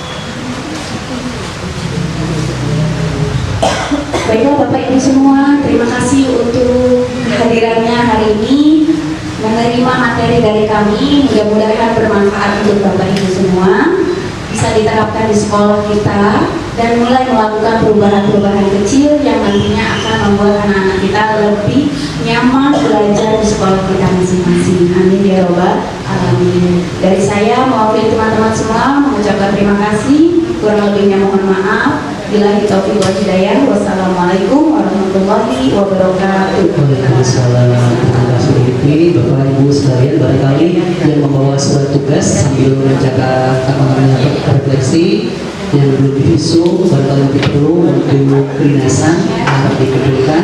Jadi saya simpulkan sedikit bahwa budaya positif itu adalah suatu kegiatan kebiasaan yang bernilai positif, kemudian dilakukan secara terus-menerus. Harapannya supaya kegiatan tersebut itu menjadi sebuah karakter untuk tidak hanya murid kita, tapi juga kita sebagai role model anak-anak kita itu ya.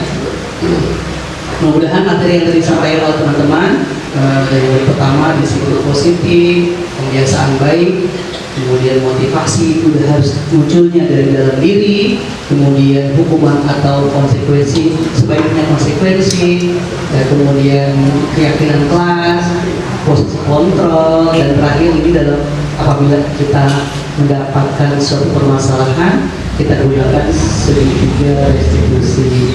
Bu Bibi tadi ada pertanyaan, boleh nggak materinya nanti di-share ke teman-teman yang hadir? Oh boleh, boleh ya Bapak dan Ibu. Bapak Ibu sekalian, kaitan dengan sertifikat, ini daftar hadirnya.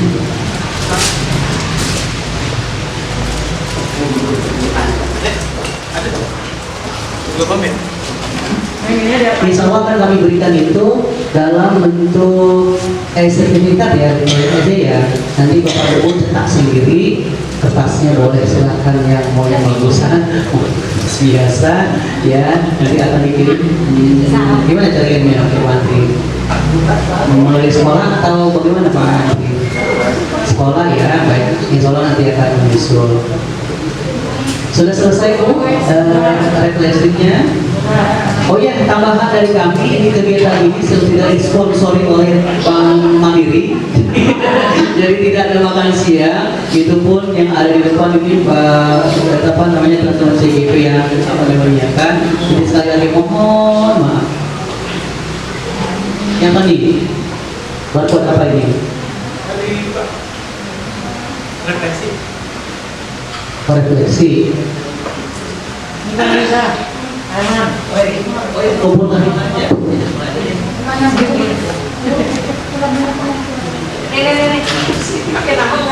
Kurang sembako ya Bunda ya. Siap. Pak, dari rumah.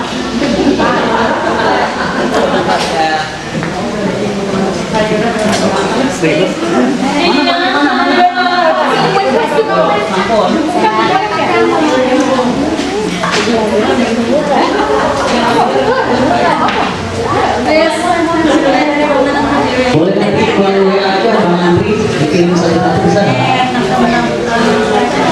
Bapak Ibu.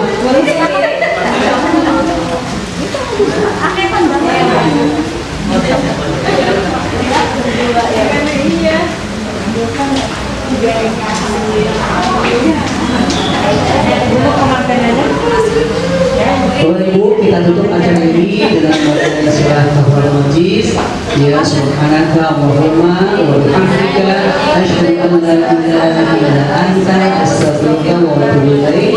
Mudah-mudahan ilmu yang kita pelajari ini ilmu yang bermanfaat.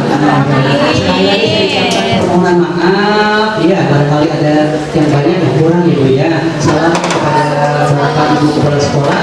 Terima kasih sudah mensupport kegiatan ini. Mudah-mudahan untuk kegiatan KKP berikutnya nanti sudah ada informasinya dari depan. Terima kasih. Wassalamualaikum warahmatullahi wabarakatuh. Ya, boleh perkenalan yang bersedia yang buru-buru gitu. Bapak Ibu mohon kesediaannya untuk foto bersama karena kami pun butuh untuk dokumentasi untuk laporan tugas kami. Silakan Bapak Ibu ke depan. Ini ada kunci atau aduh ya. Ayo, Ibu, terima kasih. Bu Anik ya. Boleh, siap. Maaf ya Bapak Ibu, kami selalu berjumpa foto.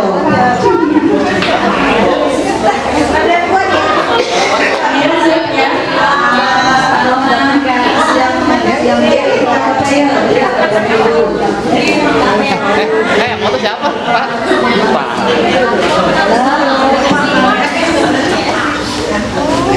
Ini mati ya?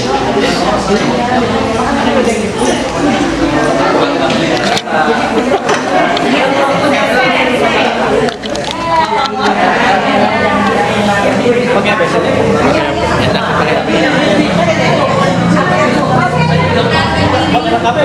Boleh HKP?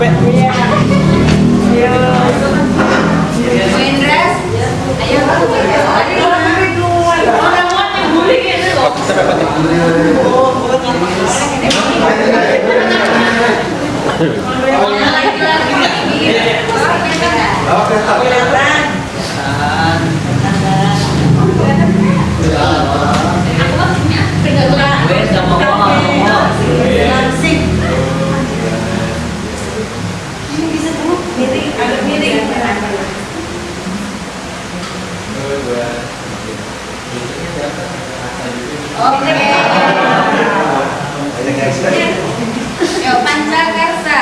Iya.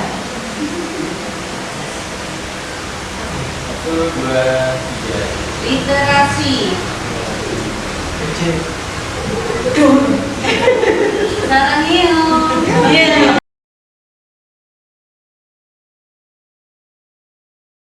Assalamualaikum warahmatullahi wabarakatuh. Apa kabar semuanya? Sehat?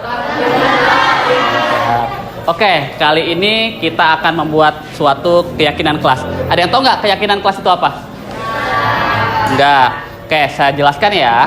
Keyakinan kelas adalah suatu peraturan. Seperti sekolah. Sekolah punya peraturan kan? Ya, jadi di kelas kita juga perlu suatu peraturan agar kita meyakini tentang hak dan kewajiban kita selama di kelas. Nah, keyakinan kelas ini sama dengan seperti kesepakatan kelas. Misalkan, saya ambil contoh, sesama siswa dan guru itu saling menghormati. Seperti itu. Itu disebut dengan kesepakatan atau keyakinan ya. Terus ada yang bisa memberikan contoh lagi? Ada tidak? Dan misalkan dilarang membuang sampah sembarangan. Nah, kata dilarang ini untuk keyakinan kelas itu tidak boleh. Kita harus menggunakan kata yang positif ya. Kalau dilarang itu kata negatif, berarti dilarang membuang sampah sembarangan kita ganti dengan kata apa? Ada yang tahu? Ya, misalkan jagalah kebersihan, seperti itu. Kemudian misalkan tidak boleh mencontek. Nah, kata tidak itu kan negatif ya. Nah, nanti kita ganti menjadi misalkan apa? Tidak boleh mencontek. Kita ganti dengan kejujuran, seperti itu. Bisa? Saya. Nah, nanti kalian akan saya berikan sticky note. Kemudian kalian tuliskan keyakinan kelas di kelas kita ini. Misalkan tadi saling menghormati, saling jujur, dan lain-lain. Seperti itu ya. Nanti setelah ditulis, kita tempel di kertas yang sudah saya sediakan. Tempel di sini yang rapih ya, tersusun ya. Sampai sini paham tidak? Ya, oke. Kita mulai saja ya untuk membuat keyakinan kelas ya.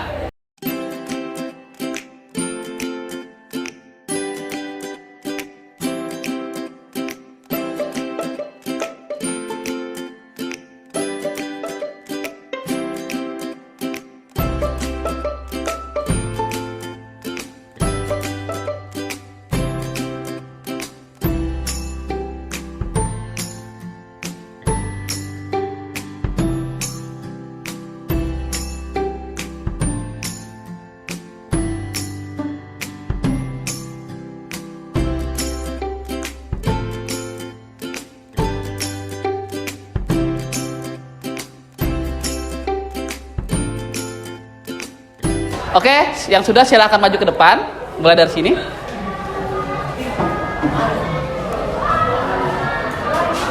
Ya, tempel di sini.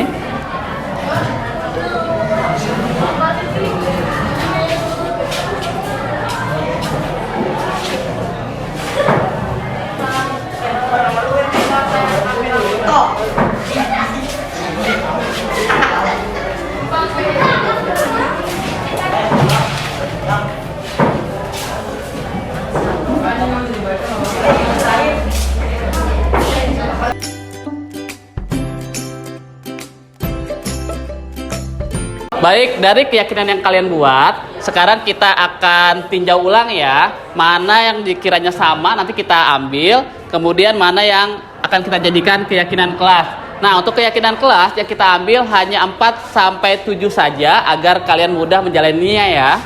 Oke, kita tinjau dulu mana yang sama.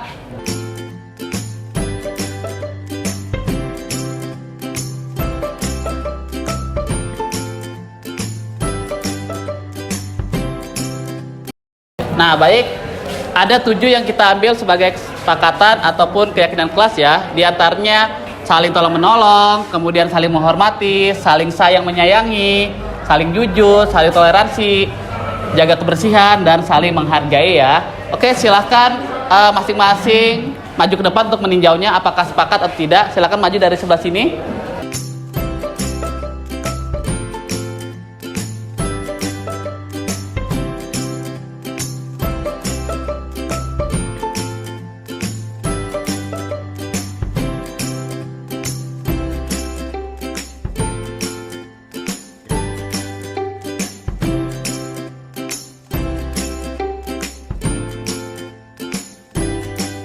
Baik, kalau semua sudah sepakat mengenai keyakinan kelas ini, sekarang keyakinan kelas ini kita tempel di dinding sini ya. Ada yang bisa bantu saya untuk mencabutnya dan menempel di situ? Ya, silakan maju.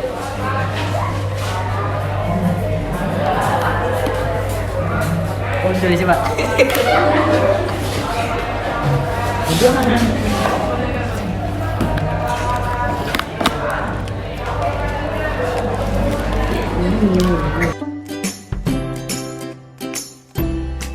Oke, saya tutup pertemuan kali ini. Wassalamualaikum warahmatullahi wabarakatuh.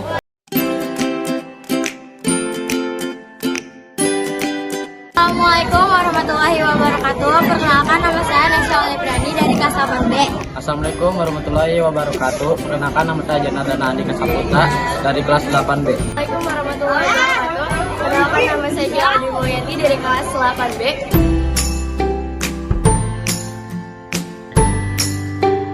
Sangat penting. Sangat penting.